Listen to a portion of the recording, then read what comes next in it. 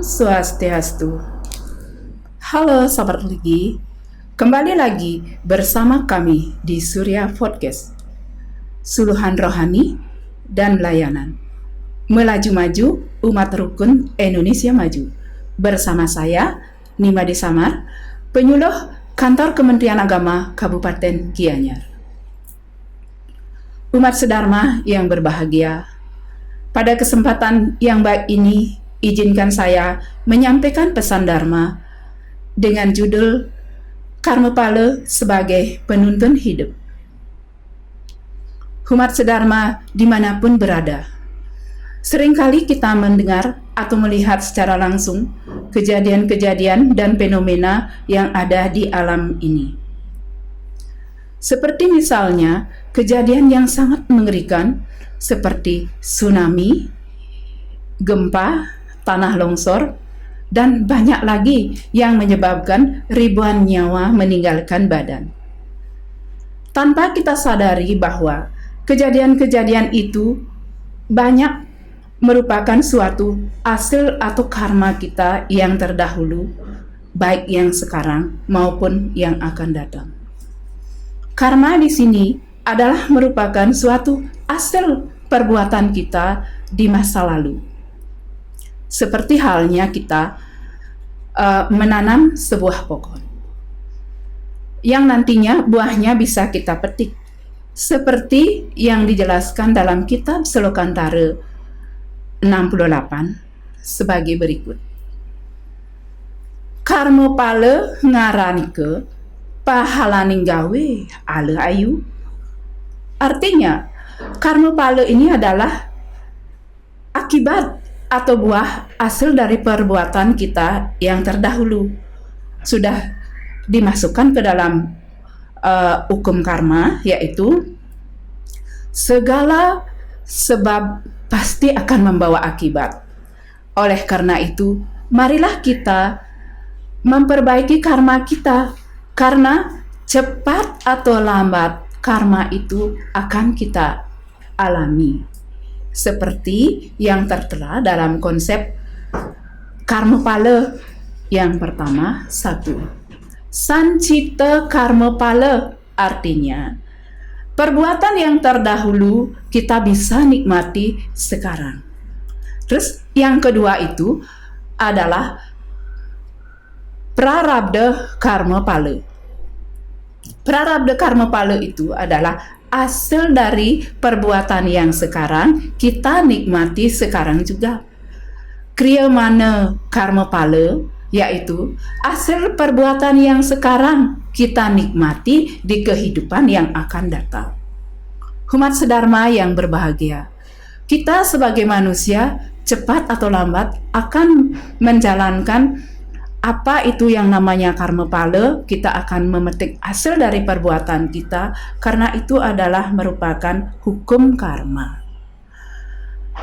Di sini kita akan menjelaskan sedikit tentang hukum karma itu. Kalau kita misalnya dalam kehidupan sehari-hari kita melakukan sesuatu harus berdasarkan pikiran yang jernih, karena karma itu bisa kita nikmati langsung atau bisa tidak langsung, bisa kita rasakan di kemudian hari, bisa kita rasakan di kehidupan yang akan datang. Nah, itu adalah semuanya merupakan hasil dari perbuatan kita.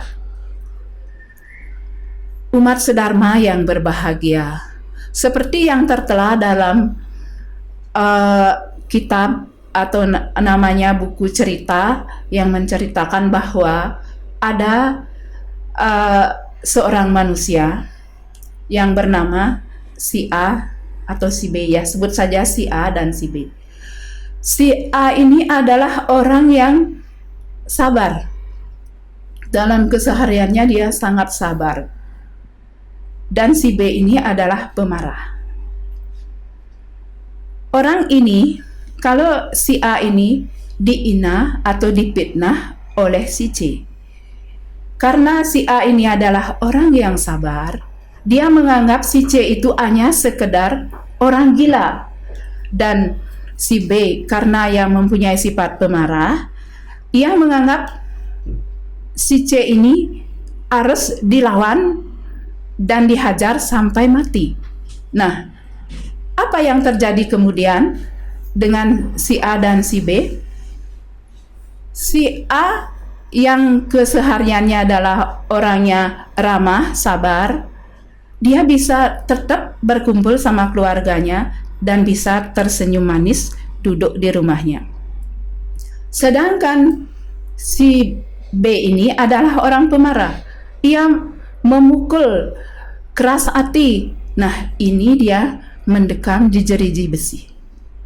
Ini adalah hasil dari perbuatannya. Sedangkan si C, dia mati dengan sia-sia karena hasil perbuatannya. Umat sedharma yang berbahagia, dari hasil cerita tadi dapat kita petik pelajaran bahwa kita sebagai manusia punya berpikir, berkata, dan berbuat harus melakukan tindakan yang baik dalam melakukan sesuatu supaya kita tidak menyesal di kemudian hari. Umat sedharma yang berbahagia, memang kita sebagai manusia kalau diinah dan dipitnah akan merasa sangat sedih, sangat marah, jengkel.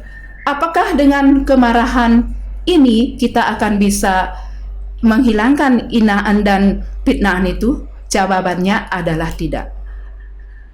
Kenapa? Karena ada yang mengatakan di dalam buku, ada yang mengatakan seorang sosialis yang bernama Gobind Vasdem, dia mengatakan menjadi manusia itu adalah harus ramah dan jujur.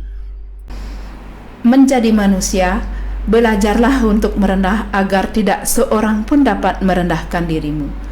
Menjadi manusia, jadilah manusia yang baik agar manusia yang baik itu dapat menjadi tuntunan di masyarakat. Umat sedharma yang berbahagia, mulai sekarang marilah kita menuntun hidup kita dengan hal-hal yang baik. Jangan sampai kita terjerumus ke hal-hal yang tidak baik. Untuk itu hiduplah seperti cerita. Isilah cerita-cerita yang baik dalam hidupmu sehingga orang bisa mengenang dirimu sepanjang masa. Umat sedharma yang berbahagia, demikianlah pesan Dharma yang bisa kami sampaikan. Semoga semua ada bermanfaat dalam kehidupan dan kita selalu bisa berbuat baik untuk selamanya. Sebagai akhir kata, kami menghaturkan Parama Santi. Om Santi, Santi, Santi, Om.